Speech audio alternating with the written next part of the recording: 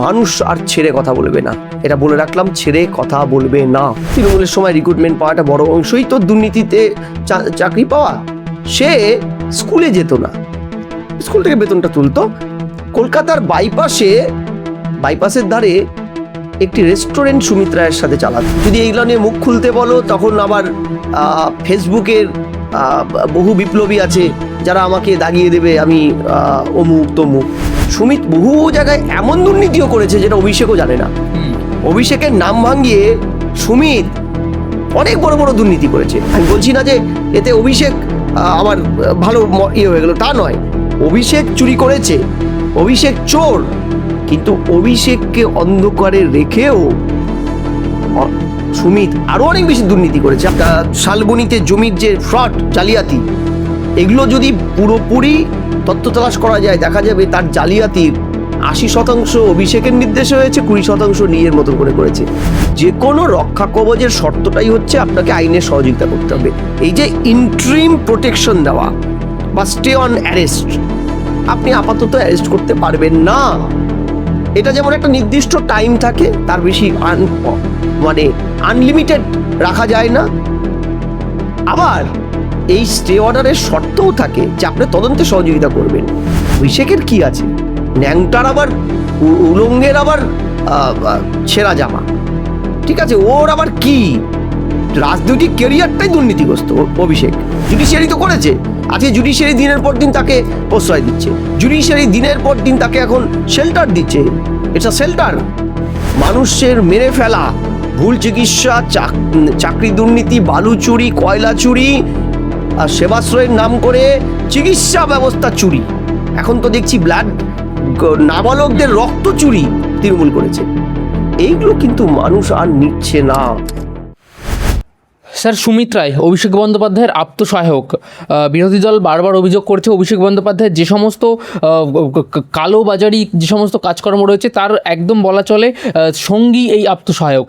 এবার কি তাহলে এই আপ্তসহায়ক যেহেতু ভবানী ভবনে হাজিরা দিল, এটা কি বলা যায় স্যার যে অভিষেক বন্দ্যোপাধ্যায়ের যে প্রাণ ভোমরা সেটা আটকে গেল? না, দেখো, আপ্তসহায়ক অর্থাৎ সমস্ত দুর্নীতির চাক্ষুষ সাক্ষী এবং সহযোগী। সুমিত তো তাই, কিন্তু সুমিত আত্মসহায়কের বাইরেও সুমিতের একটা ভূমিকা ছিল, এটা তোমাকে বুঝতে হবে। যখন দুর্নীতিগ্রস্ত নেতাদের দুহাত তুলে টাকা লুটের জোচ্চুরি, বদমাইশি, ফ্রড, এক্সটর্শন, এগুলো কোনো প্রভাবশালী মানুষ করেন, তখন তার সহায়করাও কিন্তু লাগামহীন দুর্নীতিটা করে। অর্থাৎ অভিষেক রাজ্যের প্যারালাল একটা প্রশাসনের মুখ হয়ে গেছিল, আর অভিষেকের প্যারালাল একটা মুখ হয়ে গেছিল সুমিত। এবং আমি তোমাকে দায়িত্ব নিয়ে বলছি, সুমিত বহু জায়গায় এমন দুর্নীতিও করেছে যেটা অভিষেকও জানে না। অভিষেকের নাম ভাঙিয়ে সুমিত অনেক বড় বড় দুর্নীতি করেছে। সুমিত, তোমার মনে আছে যখন এই 39 নম্বর নাকি 100 নম্বর ওয়ার্ডে যখন এই যে বিল্ডিংটা ভেঙে পড়লো, মোটা মোটা কুকুরের লেজের মতন, কুকুরের গলার চেনের মতন মোটা মোটা পড়ে, যারা ওই একজন কাউন্সিলর ফিরহাদ হাকিম ঘনিষ্ঠ, যিনি BMW করে আসতেন, সেই জায়গায় যখন ওই মামলাটা চলে আসে, তখন বিল্ডিংটা ভেঙে যাওয়ার নেপথ্যে কারণ তথ্য তলাশ করতে গিয়ে জানা গেল এই ধরনের বিল্ডিংগুলো, কিংবা তুমি খেয়াল করবে যে কিছুদিন আগে একটা বিল্ডিং, একটা বন্দর, কলকাতা বন্দরে একটা বড় চাপা পড়ে গোডাউন, বেশ কিছু লোক মারা গেল। এই ঘটনাগুলোর নেপথ্যে যে পারমিশনটা কর্পোরেশন দিয়েছিল, প্রত্যেকটা ছিল শামস ইকবাল, যে যার কাউন্সিলর, এদের প্রত্যেকটার পিছনে ছিল ক্যামাক স্ট্রিট এবং ক্যামাক স্ট্রিটের সুমিত রায়ের মুখ। সুমিত রায় ক্যামাক স্ট্রিটে দাঁড়িয়ে থেকে অনেক জায়গায় এই ভাইপো অভিষেক বন্দ্যোপাধ্যায়ের নাম ভাঙিয়ে তাকে সম্পূর্ণ অন্ধকারে রেখে কাজগুলো করেছে, বহু বেআইনি কাজ। আমি বলছি না যে এতে অভিষেক আমার ভালো হয়ে গেল, তা নয়। অভিষেক চুরি করেছে, অভিষেক চোর, কিন্তু অভিষেককে অন্ধকারে রেখেও সুমিত আরো অনেক বেশি দুর্নীতি করেছে। আমি তোমাকে একটা শিলিগুড়ির উদাহরণ বলি। শিলিগুড়ির একটি স্কুলের একটা স্কুলের টিচার রিক্রুটমেন্ট পেয়েছে। তৃণমূলের সময় রিক্রুটমেন্ট পাওয়াটা বড় অংশই তো দুর্নীতিতে চাকরি পাওয়া। সে স্কুলে যেত না, স্কুল থেকে বেতনটা তুলতো। কলকাতার বাইপাসের ধারে একটি রেস্টুরেন্ট সুমিত রায়ের সাথে চালাতো এবং সুমিত রায়ের নাম ভাঙিয়ে তিনি যখন তখন তার প্রতিবাদ করতেন। মহারাজ যিনি স্কুলের হেডমাস্টার তাকে মানে চাপে রাখতেন, তার তিনিও ব্যবস্থা নিতেন না বা পারতেন না। আজকে এই হেন সুমিত রায়ের জমি লুট, চাকরি চুরির সাথে ওতপ্রোতভাবে যোগাযোগ, শালবনীতে জমির যে ফ্রড জালিয়াতি, এগুলো যদি পুরোপুরি তথ্য তালাশ করা যায় দেখা যাবে তার জালিয়াতির 80% অভিষেকের নির্দেশে হয়েছে, 20% নিজের মতন করে করেছে। এটা ফ্যাক্ট, আমি তোমাকে বললাম। দ্বিতীয়, ওর না গেলে আজকে ওর মুশকিল ছিল, কারণ অভিষেক যে রক্ষা কবচটা নেওয়ার পরও যায়নি, তারপরে হাইকোর্টের বিচারপতি বলেছিল দেব নাকি রক্ষা কবচ তুলে। কারণ রক্ষা কবচ যে কোনো, এক্ষেত্রে বিএনএসএ 98-এ রক্ষা কবচটা পেয়েছে সুমিত। যে কোনো রক্ষা কবচের শর্তটাই হচ্ছে আপনাকে আইনের সহযোগিতা করতে হবে। এই যে ইন্টারিম প্রোটেকশন দেওয়া বা স্টে অন অ্যারেস্ট, আপনি আপাতত অ্যারেস্ট করতে পারবেন না।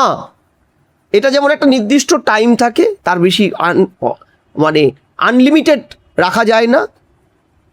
আবার এই স্টে অর্ডারের শর্তও থাকে যে আপনি তদন্তে সহযোগিতা করবেন, দেশ থেকে বিনা পারমিশনে যাবেন না, বেরিয়ে বিনা পারমিশনে লোকাল থানা বা তদন্তকারী আধিকারিকদের সাথে ফুললি কর্পোরেশন করবেন, কোথাও যাবেন না, এভিডেন্স টেম্পার করবেন না, থানার এলাকার বাইরে গেলে সেক্ষেত্রে জানিয়ে যাবেন, পারমিশন না হলে যাবেন না। এই ধরনের অনেকগুলো রেস্ট্রিকশন।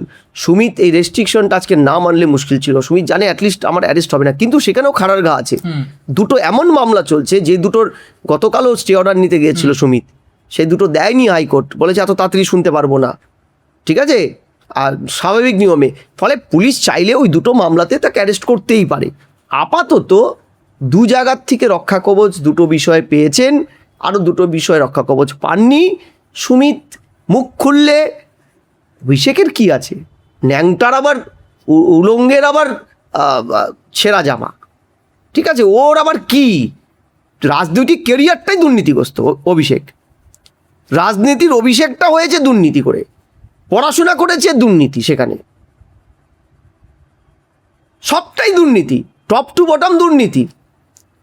ঠিক আছে, ফলে যার সাম্রাজ্যটাই দুর্নীতির, তাকে নিয়ে দুর্নীতির কথা বলা মানে বেমানান, লোকেও শুনবে না কাকে নিয়ে কথা বলছে। কিন্তু স্যার এতদিন যখন জনৈক অভিষেক এমন নাম আমরা সিবিআই এর ফাইলে পেয়েছি, ইডির ফাইলে পেয়েছি, এখন কি সরাসরি একটা প্রমাণ তার বিরুদ্ধে? এবার ব্যাপারটা হচ্ছে, তুমি যদি এইগুলো নিয়ে মুখ খুলতে বলো, তখন আবার ফেসবুকের বহু বিপ্লবী আছে যারা আমাকে দাগিয়ে দেবে আমি অমুক তমুক। আমি বলছি যে এগুলো তো অভিযোগ আমরা শুধু করছি না, তৎকালীন জাস্টিস গাঙ্গুলি, অভিজিৎ গাঙ্গুলি, কিংবা জাস্টিস আমাদের ওই ভদ্রমহিলা যে হাইকোর্টের যে জাস্টিস, সেও তো পর্যন্ত বারবার বলেছে যে এমনকি অভিষেকের তদন্তকারী সংস্থা যখন ইডি সিবিআই, যখন সম্ভবত ইডি অভিষেকের কোনো ব্যাঙ্ক অ্যাকাউন্ট খুঁজে পায়নি। অভিষেকের একজন সাংসদকে বেতন কি করে ড্র করে, আজকাল তো মুঠে মজুররাও, রিস্কওয়ালারাও একটা করে ওই স্ক্যানার নিয়ে ঘুরে বেড়ায়, একটা অ্যাকাউন্ট আছে, তারা খুঁজে পায়নি। তার নাকি কোনো অ্যাকাউন্ট নম্বর খুঁজে পায়নি তদন্তকারী আধিকারিকরা। বোঝো, জনৈক অভিষেক, কে অভিষেক, তোমার ভাইপো, তোমার ঠাকুরদা, খুঁজে পায়নি। এগুলো কি? এগুলো হচ্ছে তদন্তের নামে নোংরামি, জাস্ট নোংরামি। এইভাবে দিনের পর দিন অভিষেককে তো আশ্রয় প্রশ্রয় দিয়েছে নাকি, কখনো জুডিশিয়ারি দিয়েছে। আমি জুডিশিয়ারিকে সম্মান করে বলছি, আমি দেশের নাগরিক, আমি জুডিশিয়ারির প্রতি আমার সামান্য পরিমাণে অশ্রদ্ধা না রেখে বলছি, জুডিশিয়ারি তো করেছে। আজকে জুডিশিয়ারি দিনের পর দিন তাকে প্রশ্রয় দিচ্ছে, জুডিশিয়ারি দিনের পর দিন তাকে এখন শেল্টার দিচ্ছে। It's a shelter. অভিষেক 30 তারিখ অবধি 30শে সেপ্টেম্বর অবধি ইয়ে পেয়েছে, ইন্ট্রিম তার প্রোটেকশন পেয়েছে, তাই তো পেয়েছে। তাই প্রোটেকশন যদি একটা দলের একটা নেতাকে দুর্নীতিগ্রস্ত নেতার দিচ্ছে দিনের পর দিন, তখন তো প্রশ্ন উঠবে সাধারণ মানুষ কি দোষ করেছে। সাধারণ মানুষ তো এর সিকিভাগ অন্যায় করলেই তাকে যাবজ্জীবন হয়ে যায়। এই কারণে একটার পর একটা বিশ্বাসহীনতা তৈরি হয়েছে one of the extreme organization ED সিবিআইয়ের উপরে। ইডি তো জাস্টিস সিনহা, অমৃতা সিনহা তো ইডির আধিকারিক পাল্টে দেবে, গাঙ্গুলি তো আধিকারিক পাল্টে দেবে বলেছিল, আপনি আসবেন না, আপনি আধিকারিক পাল্টে দেবে। তদন্ত এই জায়গায় নিয়ে গিয়েছিল, কে কার নির্দেশে কি, এগুলো নিয়ে পুরনো কাসন্দ আমি ঘাটতে চাইছি না। আপাতত এইটুক বলতে পারি, অভিষেক জেলযাত্রা বা তার